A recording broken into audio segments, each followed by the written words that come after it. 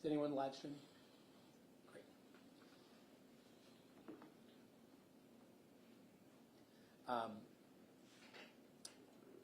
Good morning, everyone. Thiru Vignarajah, former Deputy Attorney General of Maryland. I'm here with the family of Deanta Dorsey. It was just over a year ago that this 16-year-old young man, a student at Edmondson High School on the west side, was shot in a mass shooting. He was one of 5 victims. 4 of the other teenagers, 4 of the other high school students survived. Deanta did not. And it was encouraging to the family when they saw in the weeks immediately following the death that there was a sense of urgency from the police department, from our politicians. They represented that they too were moved, saddened by the violent killing of a young man. And there were photos and videos shown that indicated that there were 2 killers. And within 6 weeks, they announced, much to the appreciation of the family, the arrest of one of the 2 killers. I remember being with this family to thank and express our gratitude to the hardworking police for making such a swift arrest in such an important case. And then we've essentially heard nothing. We were told that the investigation was ongoing, that a second arrest was on the way, but here we are a year later, and this family has to go to bed every night knowing that one of the 2 individuals responsible for a mass shooting in West Baltimore, 5 high school kids in the middle of the day during lunch break, is still on the loose, is still out there, is still unidentified, is still not apprehended. You will remember that this is the family whose house was violently attacked. And thankfully, they're in a safer place. We're doing this press conference not on the street. It has almost been a year since you have seen their faces. They're not scared, but they're careful. They're willing to stand up for their son and for their community, but they're also smart about it. But they have resurfaced because they want to make clear that the lack of urgency is not acceptable. The decision that the case is cleared and therefore is not on anyone's mind, is not on anyone's plate, is not justice. And they want to make sure that the authorities responsible for bringing these killers to justice, not just in this case but in all cases, do not think this family has moved on. Do not think that they're going to let Deanta just be another statistic. He was killed on January 4th of last year. He was the 2nd juvenile killing of that year. And the first killing of 2024 was another juvenile. It's like things aren't changing. It's like there isn't a sense of appreciation of the urgency that needs to be directed to this problem. I want to encourage the father and stepmother to say this in their own words if they're comfortable, because there is 2 things to today. We're calling on police to do whatever is needed to make this arrest. The man who killed Deanta and shot 4 others, that is on the streets, there's no reason to believe that was the only violent act he has committed or the only violent act that he will commit. And so each day he's on the street, the city's a little less safe. and to not focus on that, to try to turn to the others. We know how many crimes are committed, but you leave our city a little safer and you leave this family a little more broken when you don't move with urgency to bring this other killer to justice. Trina, anything to add to that? I don't want somebody to say nothing else. You said it all.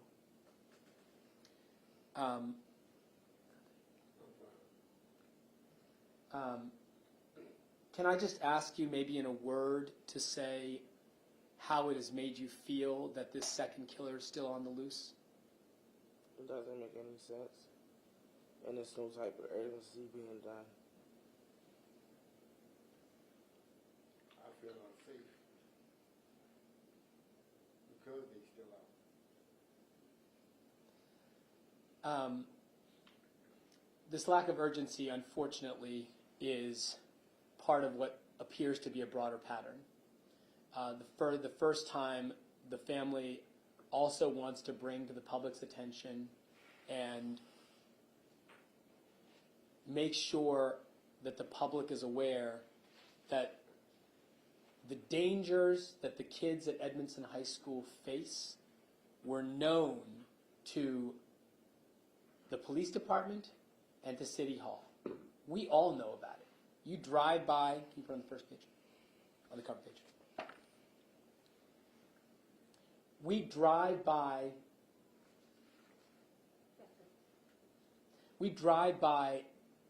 the Edmondson Village Shopping Center and we see an open-air drug market. We spend any time there and we see drug transactions, people that are looking to victimize the shoppers and the residents. I've heard so many times from so many people that they won't let their mother or grandmother go to that Giant. The auto shop that was there is now closed because people didn't feel comfortable bringing their cars there because there were so many auto thefts and carjackings. The public knows it. It turns out our city leaders knew it as well and have done nothing except write papers. This was a apparent draft complaint authored in the first year or so of this mayor's administration. He wrote to the owners of the shopping center and said, "The mayor and city council write to you today to inform you of imminent legal action." Imminent means it's coming up soon. Imminent legal action that the city is preparing to take in connection with the Edmondson Village Shopping Center. My office has prepared and enclosed a complaint alleging that the shopping center has become a public nuisance and seeking equitable relief in the form of a court-appointed receivership to preside over the shopping center's restoration. It was signed by the city solicitor himself on letterhead from the mayor. I want to direct you to the details in this 22-page complaint.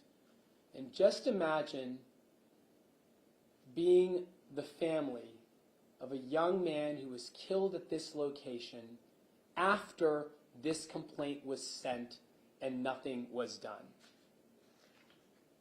I'm going to direct you to page 2. And you can get plenty of B-roll on this if you need to, but the first highlight, page 2.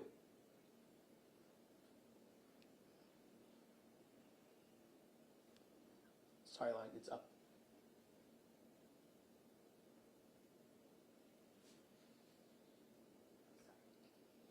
There you go. You can get B-roll of this, but just to make sure everybody sees this.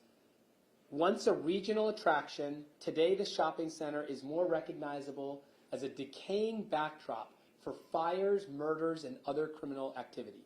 That's the first paragraph of the first page of this complaint. You've heard echoes of this story, by the way, at the Inner Harbor. Once a regional attraction, today the shopping center has fallen to disrepair. Paragraph 2, the tragedy of the shopping center's current state of disrepair can best be understood when viewed against its original concept and early success. And they tell you about the glory days. And then on page 4, after talking about major fires at the shopping center that went unabated, they say next, after years of increased crime, including several murders, the shopping center refuses to make any of the investments necessary to making the shopping center safer. Considering the sheer amount of time and resources that the police department must devote to the shopping center, defendants have essentially received the benefit of a full-time security detail at Baltimore taxpayer expense. They're saying the shopping center isn't doing their job. They're saying that they've tried to do their job, but the shopping center isn't doing their part. That's fine. So then you go to page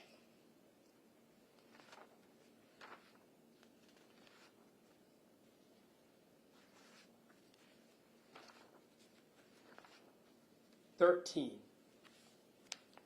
After many pages of explaining that the fires that have happened at the Edmondson Village Shopping Center have gone unabated, they go on for pages to talk about the shopping center has become a magnet for crime. The shopping center has become a magnet for crime. This is what the city is saying about the shopping center. On the next page, paragraph 35, on July 31st, 2015, Dante Dixon Jr. died shortly after being shot.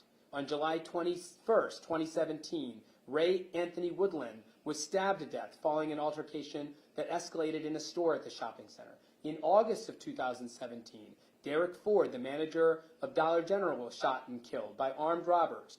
In July 2020, Calvin Boyd was shot to death in the shopping center's parking lot. They're chronicling what has happened on their watch, and then they say the murders are just the tip of the iceberg. They recount the number of calls for assaults, for thefts, for juvenile offenders, for the sale of narcotics and the incidence of drug overdose, disorderly conduct in the hundreds of calls. On the next page, paragraph 39, they say the statistics not only paint a striking picture in terms of the amount of resources, they also highlight how brazen criminals feel when they are on the premises. And they talk about hundreds of requests for community engagement, armed person calls, assault calls, disorderly persons, all within a 500-foot radius of the shopping center. Again, chronicling the homicides, robberies, aggravated assaults, burglaries, larcenies, and common assaults.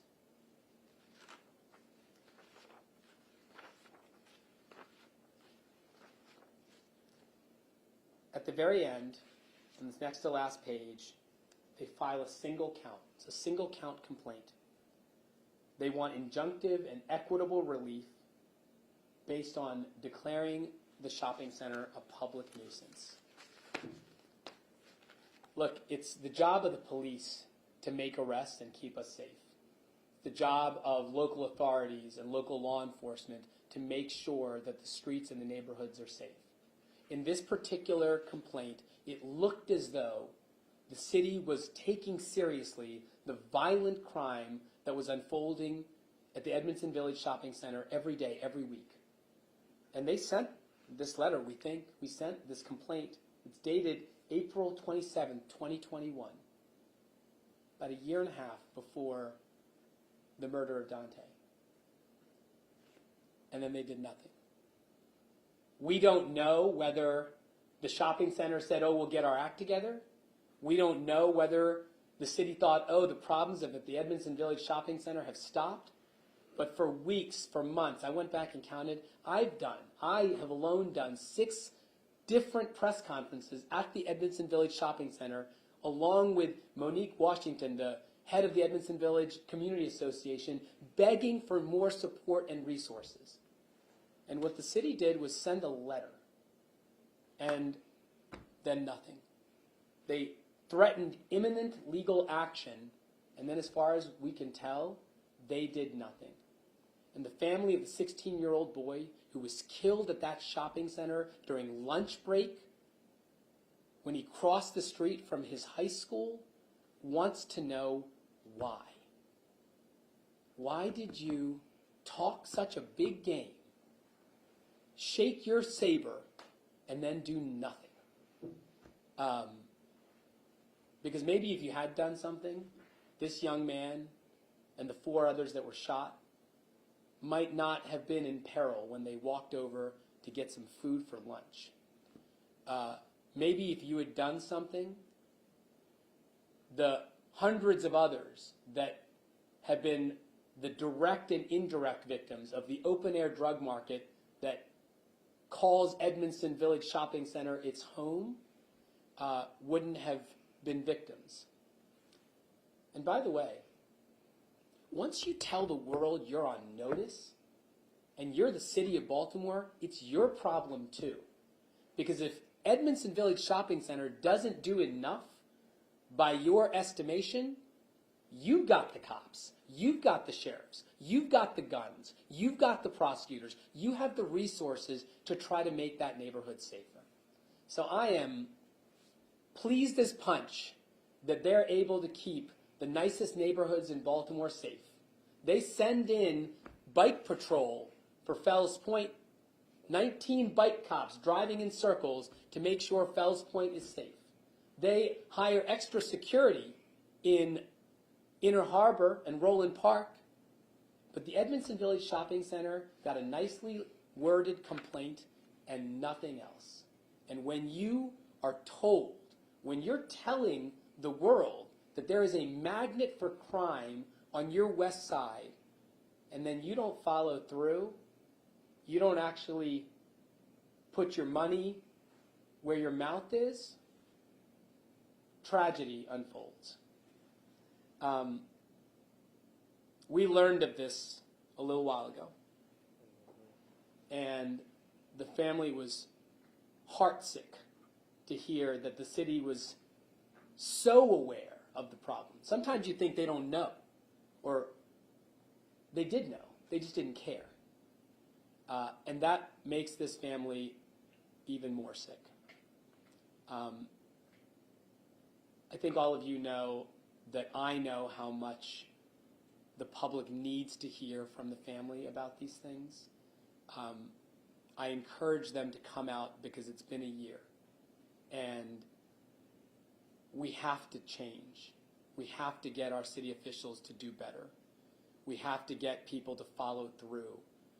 And that means following through on your legal briefs, and it means following through on making arrests. And it feels like we're getting a little complacent, that once you made the arrest, everything else was okay. When this family called me just over a year ago, I remember why they called. They said they were worried that their son would become just another statistic.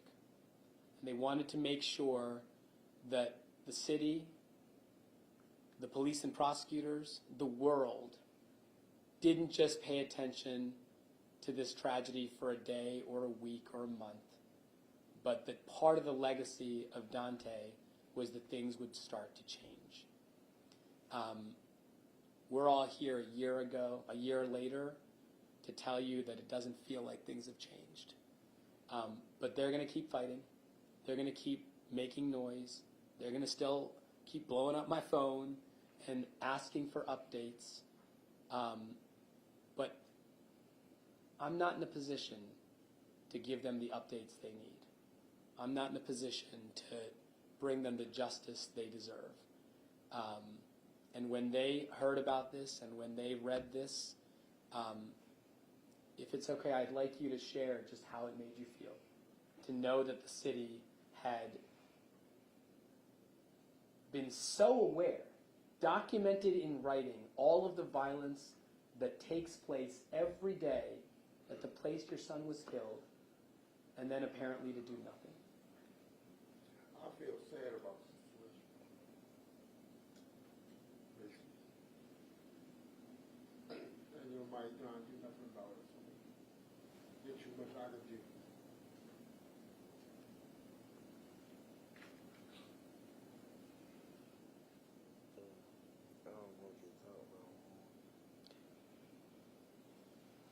One of the hardest things about being in my position is I get calls from a lot of families. And I genuinely do try to help where I can. And I think one of the hard parts is some families at different times feel more or less comfortable sharing their heartbreak with you. I speak up because I know how they feel, but please do not do an injustice to this family that just because they're not in the presence of mind to share with you what they think, that their heartbreak, that their pain is not as real as the family that is ready. I've seen these press conferences in Montgomery County where, they hire PR consultants and they hire, fancy lawyers that aren't doing it for free, and they prepare speeches, and the family is so eloquent and they're so able to share their pain. I promise you, this family's pain is no less real. It is no less deep. And I am trying to do my best to convey that, but I would hope that all of you would understand that we brought this to your attention because the public needs to know that what happened on January 4th, 2023 didn't need to happen. That the city was on notice, the shopping center was on notice, the businesses and the police and the prosecutors were on notice that this place where their child was killed was a magnet for crime, that the murders were just the tip of the iceberg. And they still did nothing. Shame on them. And all we can ask at this point is Dante's dead. All we can ask at this point is that the city do its job, make the arrests, bring these killers to justice, and make these streets just a little bit safer. Just a little bit safer. Because there is a killer on the loose right now. And he's been on the loose for a year after he committed a mass shooting. I know it's not the mass shooting that makes CNN because it was kids in West Baltimore at Edmondson High School. It wasn't Gilman or some fancy school in Montgomery County. My dad taught at that high school, and there are precious kids at that school too, and when 5 of them get shot and 1 of them is killed during lunch break when they're trying to go over to get some Popeyes, the families deserve better. And we are going to renew this call as we did months ago, a year ago, that until all of the people responsible for this murder are brought to justice, this family will not rest and they will not be solved. Any questions for the family or for me? How did you get the document? It is part of a public filing in the other case, so it's part of the court record. It was the, I don't actually, it's the case where the family of the Dollar General victim sued the Edmondson Village Shopping Center. Right. And the name is on paragraph 35, I think. Can you send that? Can you send that? Yep, there's a copy of it in the press release. Yeah, there should be a PDF attachment, and Jessica, I'll give you a copy. If it's in the Yep. original thing, you send it. So we call it a draft, and I know it was filed with that case, but do you know what Sheriff Johnson said? Yeah. Look, all I have is this, and all I know is what was in the public filing. And so it is a letter that is dated and signed. Now, if the mayor and city solicitor didn't put it in the mail, I don't know that. Candidly, we're doing this because we hope you'll ask them. Was this letter sent? Did the Edmondson Village Shopping Center get a second chance? Was there some negotiation between them? We don't know any of that. All we know is that there is a meticulously well-written draft and cover letter that was in a public record that references the tragedy that has become the Edmondson Village Shopping Center, and nothing after that happened.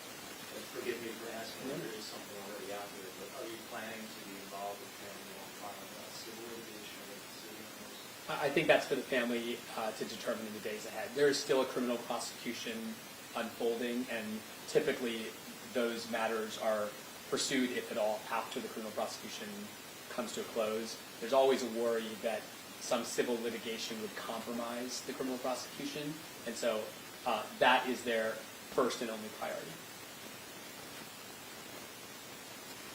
Any other questions?